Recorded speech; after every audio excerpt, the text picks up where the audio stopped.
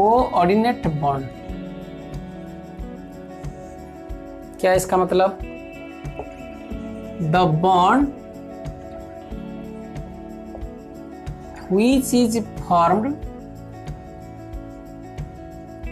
when one atom or an ion in a molecule donates one pair of electron to another atom is known as coordinate bond और dative bond. इसको dative bond भी कहते हैं और dative bond. इसका मतलब क्या है? The bond which is formed when one atom और an ion in a molecule. मान लीजिए हम बात करते हैं H2O का, ठीक है ना। H2O is a molecule. ये जो H2O मॉलिक्यूल है, इसके अंदर ये कैसे इनके बीच में बॉन्ड फॉर्मेशन हुआ है, दैट इज कोवेलेंट बॉन्ड।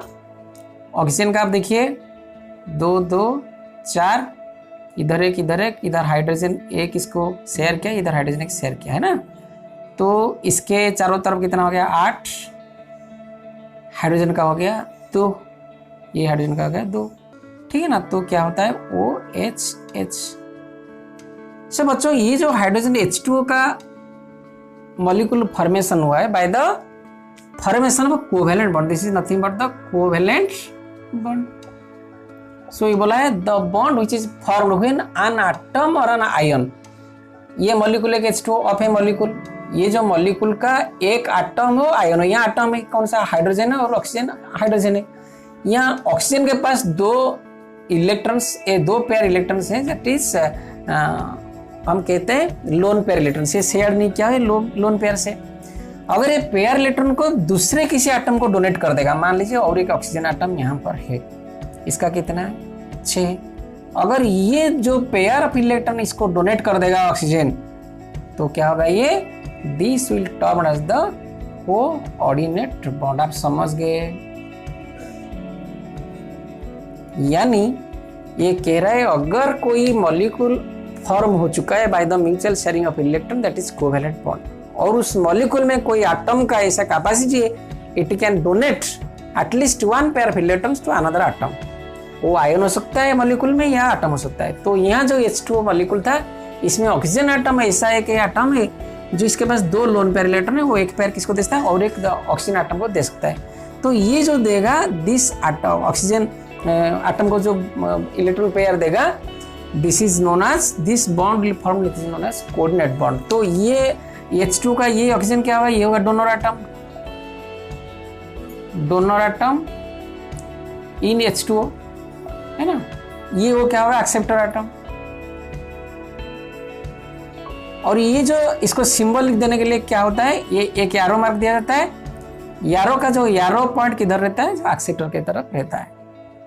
तो बच्चों, एक चीज यहाँ समझने वाली बात है, ये जो अभी अगर ये इलेक्ट्रॉन 2 देता है, ऑक्सीजन इसको दे देता है, किसको? ये दूसरा वाला ऑक्सीजन को देता है, तो ये ऑक्सीजन का तो अभी क्या होगा? इसका तो 6 हो जाएगा, 8 था, 8 तो it was enjoying the octet condition. जैसे ही यहाँ 2 इलेक्ट्रॉन आ जाएगा, इट विल लॉस्ट 2 इलेक्ट्रॉन, ये भी 2 इलेक्ट्रॉन दे देगा, तो आपके हिसाब से ये भी तो अनस्टेबल हो जाना चाहिए। तो क्यों नहीं होता है? ये एक बड़ा दिमाग वाली सवाल है। अगर यहाँ से 2 इलेक्ट्रॉन दे देता है, तो हम बोलते हैं ये coordinate bond is formed by the sharing and also it is having the rights on that. ये जो 2 इलेक्ट्रॉन रहता है उसके ऊपर उसका अधिकार रहता है और इसको दे भी देता है, ये बोलते हैं इसको। लेकिन क्यों ऐसा होता है? इसका प्रैक्टिकल में ऐसा फिजिबल है क्या? अगर ये practical feasible, this is not possible. तो आप देखिए, मैं आपको समझाता हूँ। मान लीजिए ये अभी H2O है, एक मॉलिक्यूल बना हुआ है। मॉलिक्यूल बनने के बाद हम 2 इलेक्ट्रॉन ऑक्सीजन दे रहा है, तो इसका जो स्टेबिलिटी खत्म नहीं होता है। कैसे? मान लीजिए आप एक घर का दीवार है, वाल बनाया हुआ है। अभी ये दीवार H2O है, मान लीजिए दीवार को हम H2O बोलते हैं ना।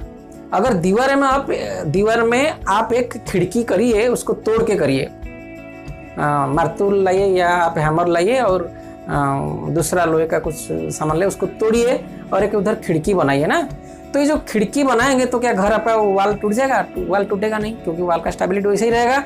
लेकिन आप वहाँ से वाल का एक पोर्शन अपने निकाल देते हो नो। सो ये भी जब H2O बन जाता है that is stable now, because ये एक वाल है, वाल से 2 इलेक्ट्रॉन लेते हैं, यानी एक छोटा सा क्या बना देते हैं, खिड़की बना देते हैं। तो यहाँ दो है तो इसका स्टेबिलिटी डिस्टर्ब नहीं होगा no. That is the basic important thing और फंडामेंटल थिंग। ये तभी कोऑर्डिनेट बॉन्ड फॉर्म हो जाता है, इसका स्टेबिलिटी खत्म नहीं होता। ये 2 डोनेट करने के बाद इसका स्टेबिलिटी रहता है और ये H2O2 बन जाता है। तो ये क्या होता है, नया कंपाउंड फॉर्मेशन कर लेता है, that is known the bond which is known as coordinate bond. आप समझ गए? तो बच्चों हमने अभी आयनिक बॉन्ड पढ़ा और कोवेलेंट बॉन्ड पढ़ा और डेटिव बॉन्ड पढ़ा। ये जो डेटिव बॉन्ड्स जो होते हैं, कोऑर्डिनेट बॉन्ड होते हैं, जो हमारे माइंस होते हैं या हमारे जो बायोलॉजिकल जितने प्रोडक्ट्स होते हैं उसमें ये कोऑर्डिनेट बॉन्ड बहुत देखा जाता है नो। तो ये बहुत इसका इम्पोर्टेंट है, ठीक है।